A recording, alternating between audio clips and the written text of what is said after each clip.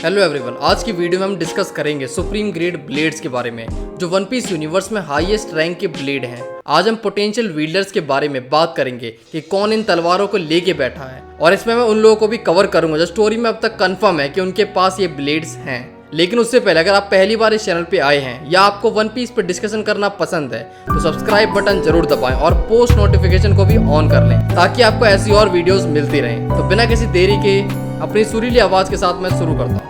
जब हम supreme grade blade या सुप्रीम ग्रेड स्वॉर्ड्स के बारे में बात करते हैं जो सबसे ज्यादा कॉमनली रेफर किए जाते हैं, तो ये जरूरी है बताना कि ये सभी स्वॉर्ड्स नहीं है। हमें स्पेसिफाई किया गया है कि ये क्लासिफिकेशन ऑफ वेपन्स में स्पेयर और दूसरे वेपन्स भी शामिल होते हैं जो एक्चुअली स्वॉर्ड्स नहीं है, और हमारे पास एक कंफर्म सुप्रीम ग्रेड ब्लेड भी है जो स्वॉर्ड नहीं है। जब इन ब्लेड्स की बात होती है तो हमने नोटिस किया है कि इनके विल्डर वो लोग हैं जो बहुत ही रिनोड और एक certain level of strength possess करते हैं। तो मुझे नहीं लगता कि कोई एवरेज कमांडर या फिर वाइस एडमिरल के पास ये ब्लेड होगी। वन पीस में ये ब्लेड ज्यादा नहीं है, तो मुझे लगता है कि ये सुप्रीम वेपन्स उन सुप्रीम कॉम्पिटेंट के पास होते हैं जो एब्सोल्यूट बेस्ट ऑफ बेस्ट होते हैं, जो अपनी तलवार की नोक पे किसी को भी नादिन दिन ना करवा सकते हैं। जो ब्लेड पहले से ही कंफर्म्ड है उनमें मुराकामोगिरी है जो व्हाइट बेड के पास थी, दुनिया का सबसे स्ट्रॉन्गेस्ट मैन। फिर योरू है जो मीहॉक के पास है, दुनिया का सबसे स्ट्रॉन्गेस्ट स्वॉर्ड्समैन। और लास्टली एस है जो मर गया वो वाला नहीं, ये एक स्वॉर्ड है जो पायरेट किंग गोल्डी रॉजर के पास थे। इस इन्फॉर्मेशन से हमें पता चलता है कि ये ब्लेड बस किसी भी रैंडम इंसान के पास नहीं होती है। रॉजर की कटलेस यानी एस भी इन्हीं सुप्रीम ग्रेड ब्लेड का हिस्सा रही है जिससे उसने सभी पावरफुल बीस्ट से फाइट की है, लाइक ज़ेबेक, व्हाइट बियर्ड, शीकी और ओडिन। और रॉजर को ये स्वॉर्ड बहुत प्यारी थी, इसलिए उसने अपने बेटे का नाम भी इसी के ऊपर रखा, एस। अब समझ में आया बंटी का नाम बंटी क्यों है। आगे है व्हाइट बियर्ड जो गूरा गूरा नोमी डेल फ्रूट के यूज के लिए जाना जाता है। इसने अपने ब्लेड के साथ through out the series great proficiency दिखाई है, मरीन फोर्ड से लेकर ओडिन फ्लैशबैक तक। तो ये फिट बैठता है कि उस लेवल के legend one of the most powerful weapons के साथ ही लड़े थे, क्योंकि हाईएस्ट ग्रेड के वेपन्स की ड्यूरेबिलिटी भी नॉर्मल से बहुत ज्यादा होती है कि इस तलवार के साथ एक्स से फाइट करो, हैमर से फाइट करो या सीजर खेलो, सब चलता है। आगे है मीहॉक, उसके पास सबसे powerful bladed weapon of all time है supreme grade black blade Yoru. और हमें मीहॉक और योरू के बारे में बहुत ही कम पता है, जैसे क्या ये ब्लेड फॉर्ज करके सुप्रीम रैंक में बनाया गया था या ये पहले से इस रैंक में था, या मीहॉक बस रात के 2 बजे बैठकर इसको ब्लैक पेंट करता है और ब्लैक बनने के बाद क्या ये बाकी सुप्रीम ग्रेड से ऊपर चला गया है। एक चीज जो क्रिस्टल क्लियर है कि योरू सभी स्वॉर्ड में से सबसे ज्यादा हार्ड है, तो यहाँ पर ये जानना इंटरेस्टिंग होगा कि इसमें कौन सी स्पेशल प्रॉपर्टीज हैं और वो मीहॉक को क्या एडवांटेज देती हैं। इतनी बड़ी स्वॉर्ड के कुछ तो खास बात होगी ही। नेक्स्ट सुप्रीम ग्रेड स्वॉर्ड है सोडाई किटेत्सु। बहुत सारे लोग ये स्पेकुलेट करते हैं गोरो से गांधी इसी स्वॉर्ड को वील्ड करता है। ये बिल्कुल मुमकिन हो सकता है। 5 एल्डर में से सिर्फ वही है जो वेपन्स के साथ दिखाया गया है, तो ये बिल्कुल भी एब्सर्ड नहीं लगता है कि इस मूवमेंट में ये लास्ट ऑफ किडेट्सु ब्लेड हो। गांधी अगर वो ब्लेड वील्ड करता है और उसके पास सच में सोडाई है तो ये उसके वर्ल्ड गवर्नमेंट पे अथॉरिटी को ध्यान में रखते हुए बिल्कुल सेंस बनाता है। शायद ये ज्यादा रिनाउंड ना हो लेकिन स्टिल ग्रेट सिग्निफिकेंस रखता है। हम एगेड पे गांधी का भौकाल देख रहे हैं जहाँ पर वो और उसका ब्लेड दोनों एफर्टलेसली बैटल को नया मोड़ दे रहे हैं। अब चलते हैं बाकी के 8 ब्लेड्स पे और कौन सी स्वॉर्ड किसके पास हो सकती है उस पे। The very first person to come to mind is Shanks, world's second strongest swordsman। अब गांधी को देखने के बाद ये कहने में थोड़ा संकोच हो रहा है। हमने शैंक्स की स्वॉर्ड का नाम पहले ही सुना है लेकिन रैंक नहीं पता है। मुझे लगता है कि कहना इजी होगा कि ये स्वॉर्ड सुप्रीम ग्रेड ब्लेड की है। उसको दुनिया के सबसे स्ट्रॉन्गेस्ट मैन के साथ क्लैश करते हुए दिखाया गया है और वो स्ट्रॉन्गेस्ट एडमिरल का अटैक भी उसने रोक लिया था।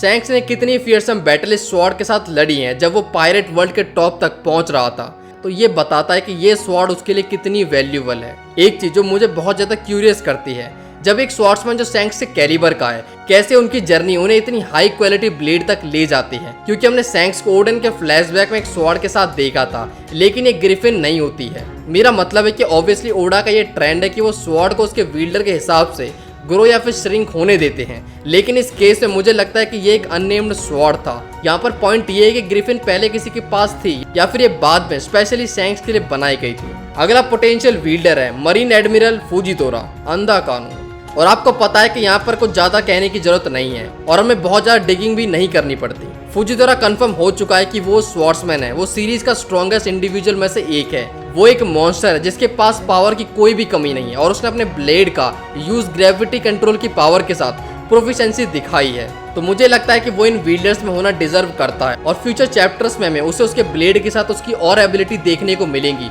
और होपफुली मेरिजुआ की फाइट का भी थोड़ा फ्लैशबैक देखने को मिल जाए।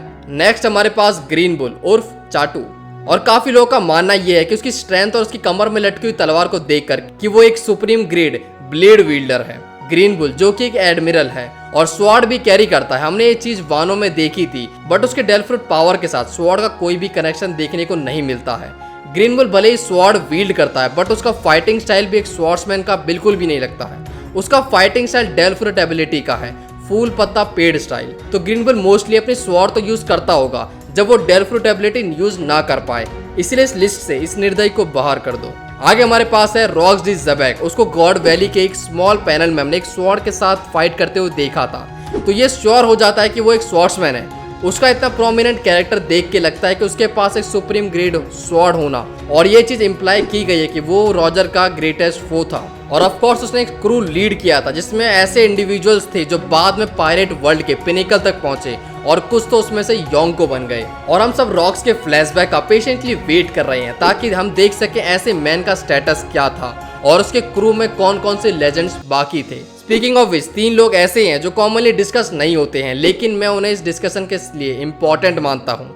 वो हैं कैप्टन जॉन, सिल्वरएक्स और वानजी। मुझे लगता है कि प्राइम कैंडिडेट हैं सुप्रीम ग्रेड वील्ड करने के लिए। फैंस ने काफी सालों से थ्योराइज किया है कि ये 3 इंडिविजुअल हमें जनरल जॉम्बी के फोर फ्रंट पे देखने को मिले थे थ्रिलर बार्क आर्क में, और ये वो लेजेंडरी पायरेट हो सकते हैं। And I think this makes lot of sense. हमारे पास कैप्टन जॉन पहले ही कंफर्म्ड है, लेकिन बाकी 2 भी इस कैटेगरी में फिट होते हैं। एक एक्स वील्ड करता है जो शायद सिल्वर एक्स हो शायद, और उसके बगल में जो है वो थोड़ा सा चाइनीज कॉन्करर जैसा लगता है, और शायद वो वानजी हो सकता है।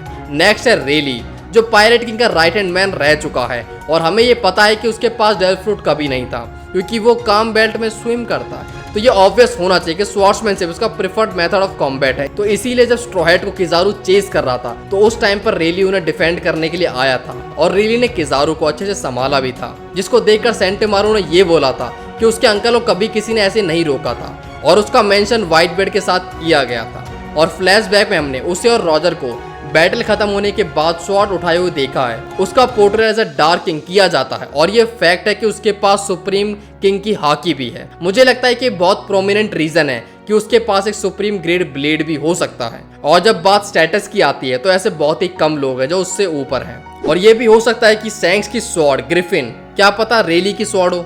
अगला बंदा जो मेरे माइंड में था मेंशन करने के लिए वो है लोकी, लेकिन ऑनेस्टली लोकी नहीं होना चाहिए क्योंकि हमें उसका फाइटिंग स्टाइल पता ही नहीं है कि अगर वो फाइटर है भी कि नहीं है। वो बस एक फिगर हेड हो सकता है। लेकिन जब बात एल्बाफ की आती है तो वो दुनिया का सबसे स्ट्रॉन्गेस्ट नेशन होने के लिए जाना जाता है।